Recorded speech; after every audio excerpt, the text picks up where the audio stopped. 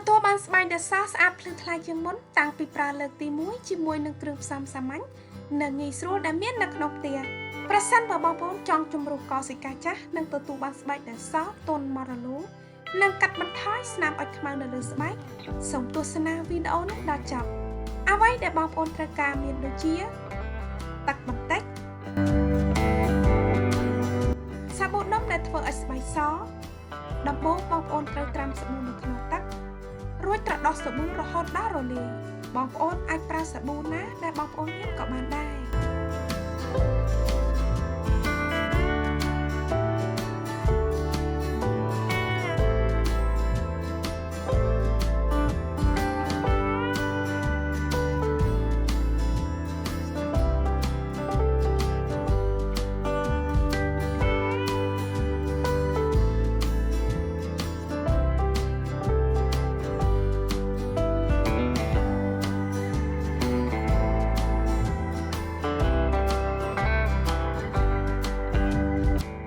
ត្រូវការទឹកក្រូចឆ្មា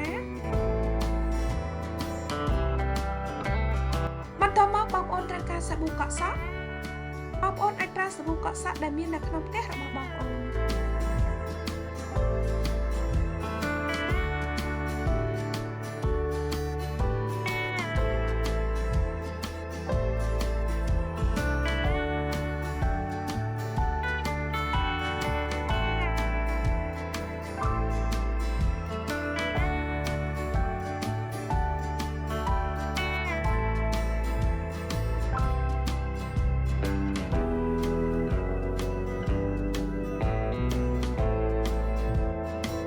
ស្ករស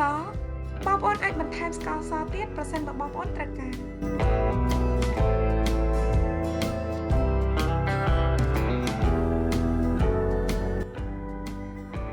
សូមកូរច្របល់គ្រឿងផ្សំទាំងអស់ឲ្យបានសព្វចូលគ្នាល្អ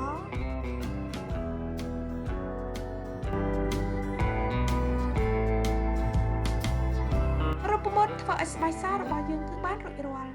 សូមខាត់ថ្នមៗនៅលើដៃជើងនិងនៅលើផ្នែកណាមួយនៃរាងកាយរបស់បងប្អូន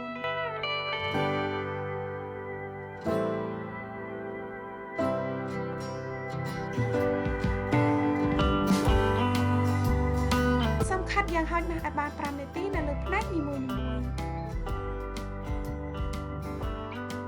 សូមទុកចោលរយៈពេល15នាទីបន្ទាប់មកម៉ាស្សាថ្នមៗរួចលាងទឹកចេញ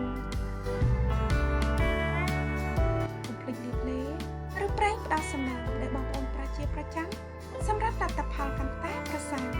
សូមប្រើរូបមន្តនេះ3ទៅ4ដងក្នុងមួយសប្តាហ៍ដោយតែបងប្អូនបានឃើញដៃរបស់ខ្ញុំមើលទៅភ្លឺថ្លានិងសស្អាតជាងបើប្រៀបទៅនឹងដៃម្ខាងទៀតខ្ញុំប្រកាសថាបងប្អូននឹងឃើញប្លែកតាំងពីការប្រើប្រាស់សប្តាហ៍ដំបូង